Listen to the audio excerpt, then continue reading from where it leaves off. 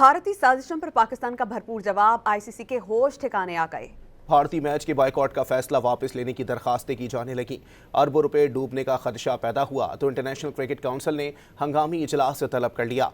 अपने बयान में आईसीसी ने करार दिया कि पाकिस्तान का फैसला क्रिकेट के करोड़ों शायकीन के मफाद में नहीं है।